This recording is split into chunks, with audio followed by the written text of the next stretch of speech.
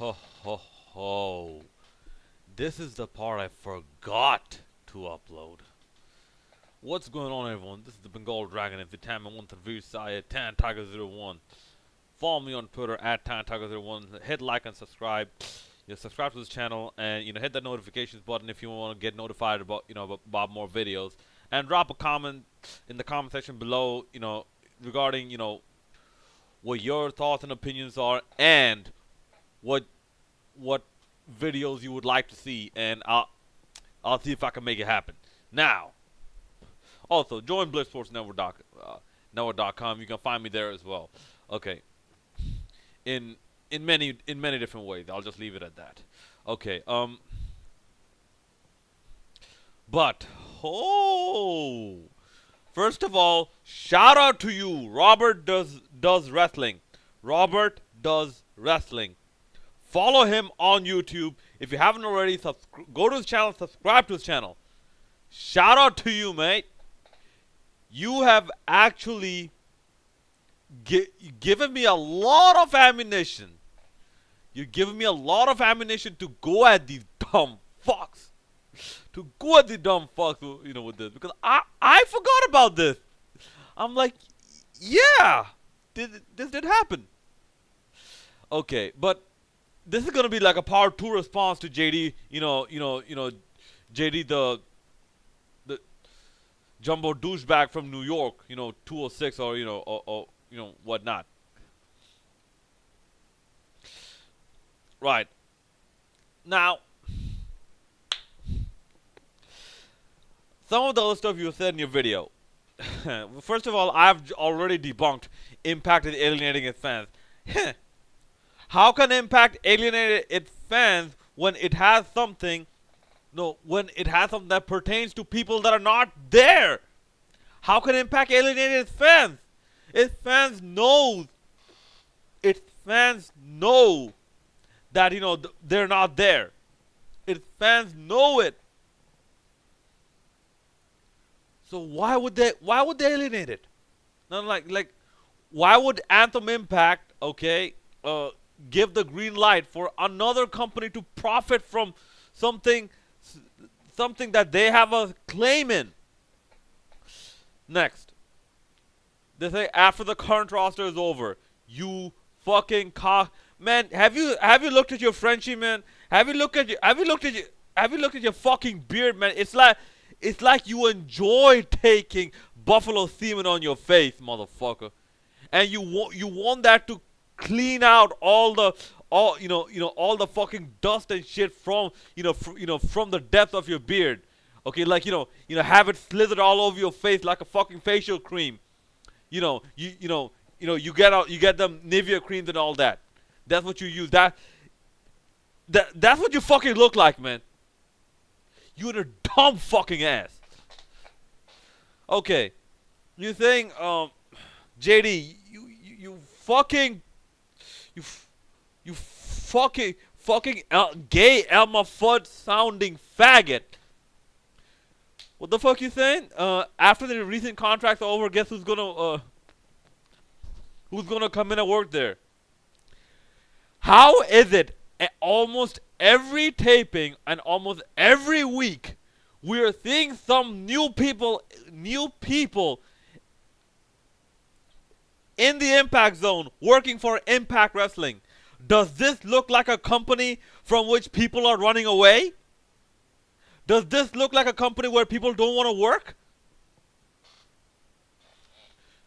Okay, let's see who left. Okay, and let's see how many of them you can directly say Anthem Media is directly to blame completely. Okay, Matt and Jeff Hardy, I will give you this. Matt and Jeff Hardy, they wanted to stay, but Anthem Media, they said, no, we are not compromising on our rules about creative freedom. We will retain creative freedom. We cannot give you complete creative freedom. And I believe, once again, these are speculations, but I believe, go back and watch. Go back and watch, or go through the news and Twitters and all, news rumors and all that. It was not about the money. Anthem Media is not that broke. Anthem Media is not that broke. Okay, so the Hardy thing, it could have. I'll give you this. It could have been negotiated better. Mike Bennett and Maria Kanellis, their time was up. Did you really want to see them? The Maria Kanellis' annoying ass anymore? Mike Bennett. And wait a minute, how come they haven't signed? Excuse me. How come they haven't signed with the WWE yet? I know WWE has a current 3-month policy. Yes, Mike Bennett and Maria Kanellis have not been on Impact Television for 3 months. Or it's gonna be 3 months, I believe. I believe the wedding happened in February. Yeah, so we'll see. But we don't see any more progress, news and rumors coming out, progress going towards that signing. Okay, Mike Bennett, Maria Kanellis, they had their run. Guys, if you remember, Mike Bennett was the one that ended EC3's streak. Mike Bennett was the first man to pin EC3. Don't take that lightly. Okay, who else? Jade? Jade is a 50-50. Excuse me. Jade is a 50-50. In fact, it's not exactly too clear why she left. Maybe she just wants to move on. Okay, move on. Okay, who else? So you can't blame Anthem Impact for that. Okay, you want to move on? Move on. Okay, who else? Cody Rhodes? Cody Rhodes came in with a plan, with a short-term plan anyways. Did you forget that tweet where Cody Rhodes had that paper with the list out? And he says, all these people he wants to wrestle. Did you forget that tweet? And one of them he wrestled in Impact. He wrestled Mike Bennett. So it looks like he can't. Look. It looks like whatever he had to accomplish, he accomplished, and then he moved on. Now rumors are that he might have signed with Ring of Honor. Maybe he did, maybe he didn't. But guys, don't forget, Cody Rhodes did the Too Sweet sign, something like this. Yeah, he did the Too Sweet sign. Now, if he did the Too Sweet sign, maybe Impact Wrestling are just holding them off. Because we know Impact Wrestling has now a lot of deals with a lot of promotions around the world. Maybe through the Ring of Honor deal, or maybe through the AAA deal, something like that. Maybe you'll see a version of the Bullet Club in Impact Wrestling. You never know. Look. Okay, who else left? Who else left? Aaron Rex? Aaron Rex bombed in Impact Wrestling. Aaron Rex, after the first promo, Aaron Rex, he was a fucking failure. And good riddance. Who else left? Drew Galloway? I will say this over and over again.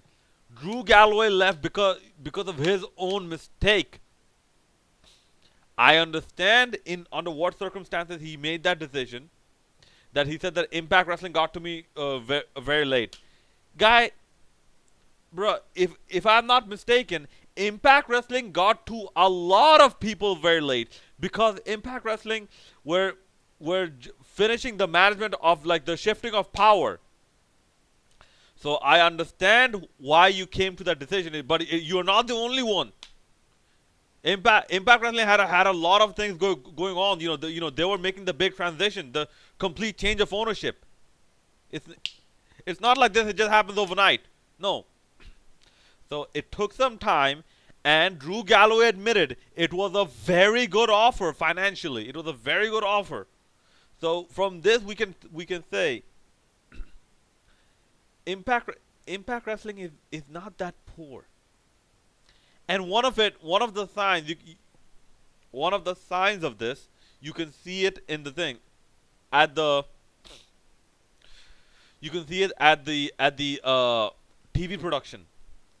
have you noticed the quality has gotten better? Okay, who else left? Crazy Steve? Crazy Steve, first of all, I've sort of seen his ceiling. Crazy look, Crazy Steve, nothing against you. I'm legally blind as well, but my visual impairment is much worse than yours. Trust me. At least you wear glasses. I can't. For me, glasses does absolutely nothing for me. In fact, I think it kind of hurts my eyes even more.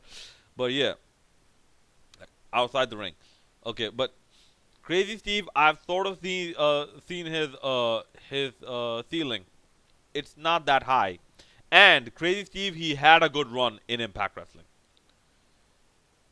Look, man, this run was that good that when Matt and Jeff Hardy they went to I believe their final indie show. Guess who came out to challenge them, or guess who came out to confront them? Crazy Steve.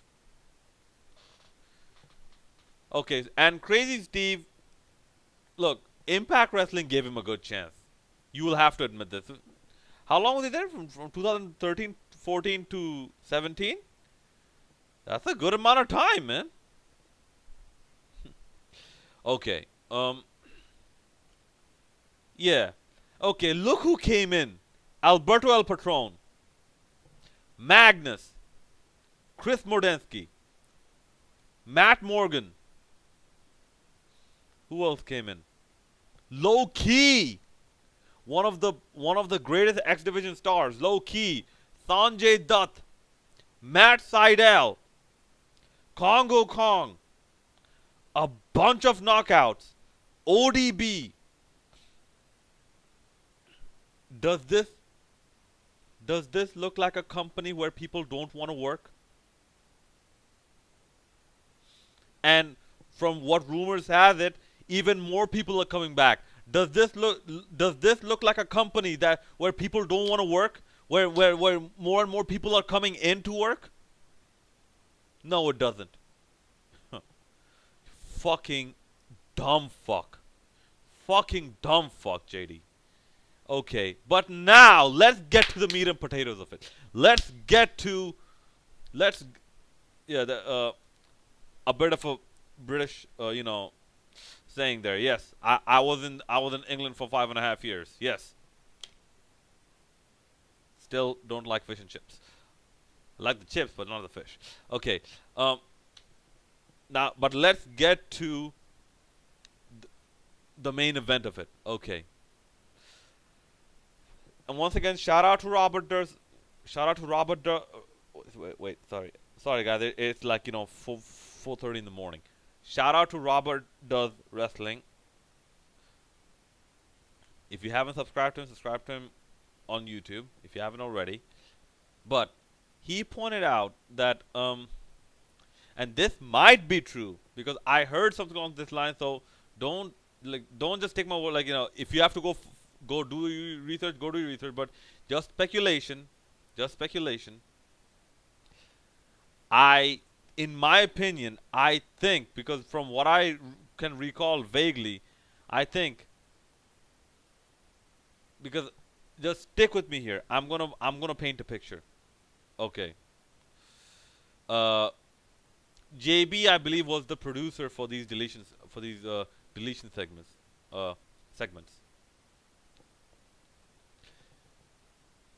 Not only that, JB, and this is documented in video. Okay, from what JB says, basically he strongly indicates on the Taz show in October 2016 when Matt was still with that company. When Taz asked him, who basically asked him, what I interpret, not per se, but what I interpret, Taz, who owns this? Who's behind this broken universe creatively? Because this was in October, so I believe this was before Total Nonstop Deletion. This was after Delete or Decay. JB, you know what he said? He said this broken universe thing, Broken Gimmick is a gigantic team effort. But if you're like, this is what I understood. Like he said, it's a gigantic team effort. But if you're asking specifically who's behind the creative of it, it's mostly me and Matt Hardy. Me and Matt Hardy. Okay? You don't believe me? Go. You don't believe me? Go look. Go look up this video. This is not only in audio. This is in video form. You can see JB saying this. Not only here. You can see him. Both your fucking senses. Okay. And notice the language here. Me and Matt Hardy. Not Matt Hardy and me. Take what you might out of this, but what I take out of it is perhaps JB and Matt Hardy came up, basically and enhanced the gimmick together. But I think JB's input was more than Matt Hardy's. I think JB is like more of a majority shareholder in this. What do I base this on? No, and there are other things out there, such as I believe there's an interview, or this is I believe on an audio form, an interview with Raven. I believe I think this is only in audio form. That he heard that most of the production for the final deletion, or most of the stuff that you saw in the final deletion, was put together by JB. Huh. Was put together by JB. Are you starting to get the picture now? And on top of this, were there not rumors that Matt and Jeff Hardy wanted JB to leave with them while they left Impact Wrestling, but JB decided to stay on? Okay. Then, guys, go look up, I believe, one of the Impact tapings, or one of the live Impact episodes, I believe. Go look up, or it might have been sometime in March or something. But one of these episodes, go look up when JB was announced as an announcer, where there was an empty chair, I believe, in the announce table. JB was announced as an announcer. Pay attention to his entrance music.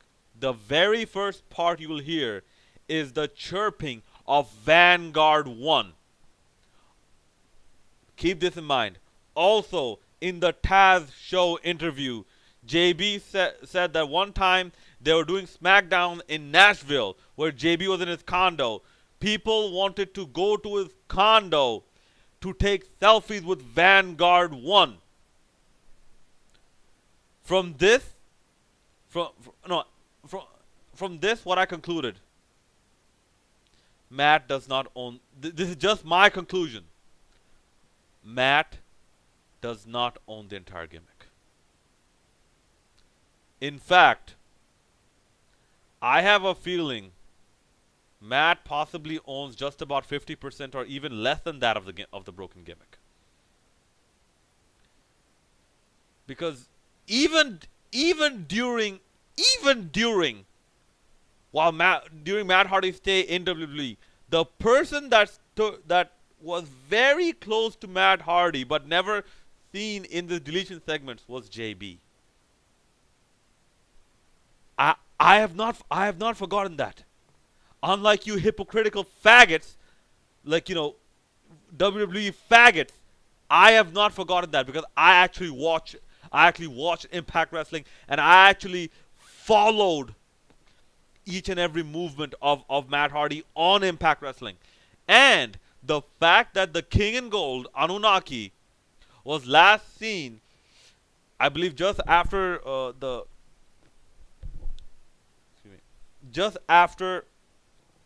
the Hardys were written off of Impact Wrestling. That CWF show. Yeah, We have not even seen Anunnaki in the storyline where Jeff was broken. Jeff had the broken brilliance. Jeff got the premonitions. We have not seen that. Why is like there's a video about Ring of Honor, like, there's a three-way match between Ring of Honor, Young Bucks, and someone else. Why is Matt Hardy getting the premonition? I thought Jeff was broken. Matt Hardy never bothered plugging that hole. Okay, like I said, this has not been lost on me. You have video of JB saying, Jeremy Borash saying who possibly owns the broken gimmick, like behind the scenes, like whose creative idea is it? You have JB saying that, and all you got from Matt, Jeff, and Rebby are tweets and Facebook posts. That's all you got. You don't even have one video. On top of that, once it came out that Anthem Media, and guys, notice this, Anthem Media were the last people to file for a trademark. Once that came out, Matt Hardy was not even given the microphone on this Monday Night Raw. At least last week he got that. So, there was potential, like, are we going to hear something of the broken gimmick? No. This week, he wasn't even given the microphone. What does that tell you? Look, first of all, if WWE had to take Anthem Media to court, I believe that they would have a long time ago. They would have.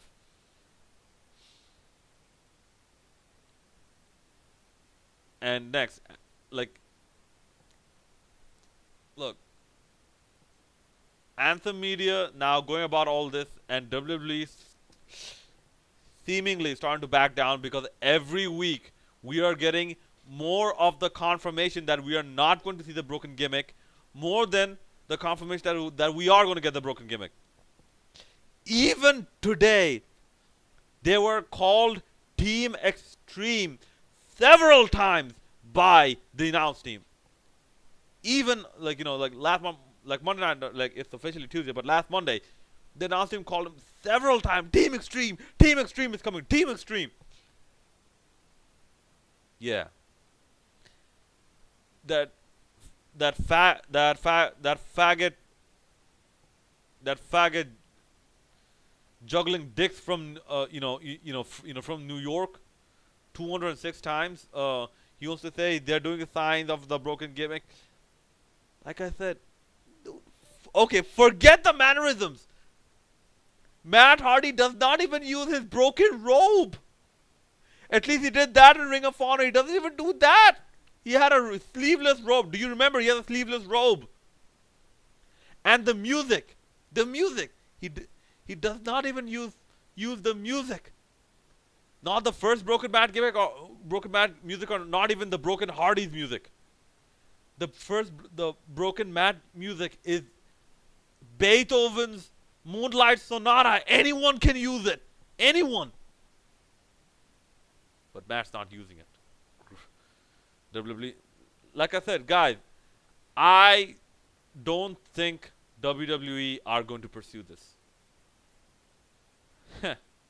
So how is Anthem Media so from all this, this is just my question, how is Anthem Media holding the broken universe hostage when they have a part in ownership of it? This is my conclusion, just based on my conclusions, which I explained how I got to it, like go rewind the video. Based on my conclusion, I'm asking how is Anthem Media holding it hostage? So, do you want Anthem Media to just relinquish their ownership of it? Do you want that to happen?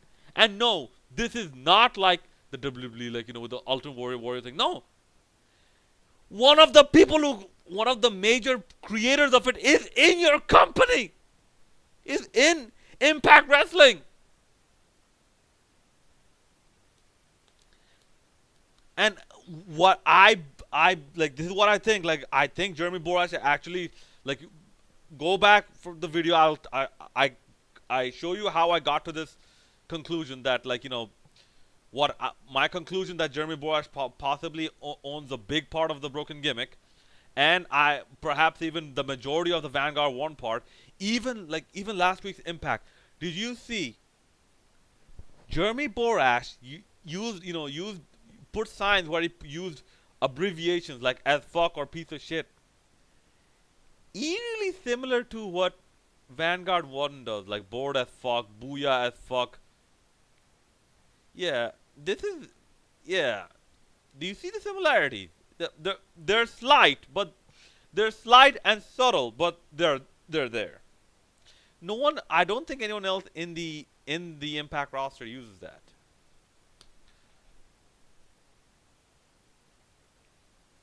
So how is so how are they holding it hostage?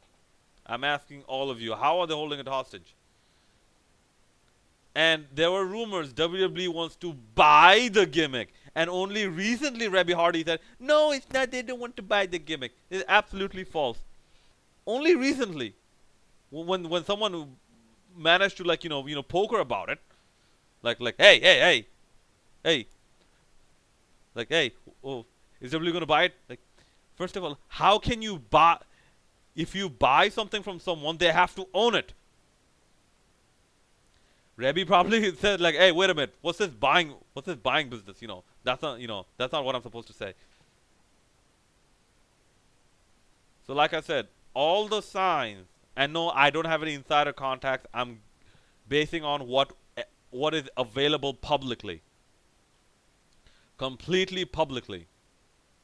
So I'm asking you, how is Impact Wrestling, like, holding the gimmick hostage? Like, from my conclusions, an Impact Wrestling employee has a significant uh, claim to part ownership of the broken universe, at least, according to my conclusions. And these are my, like, my opinions are basically my conclusions. So my opinions are, like, how I base my opinions. Just go back and watch it. Watch the video again. I'm not gonna give that disclaimer anymore. Okay, but are how is the broken gimmick being held hostage?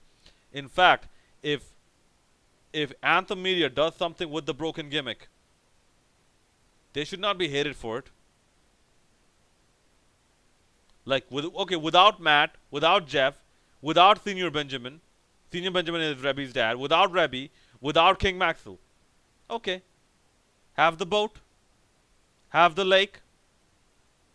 Just find a random body of water, call that a lake. Have the boat. Have the lake. Have Vanguard 1. And replace the actors.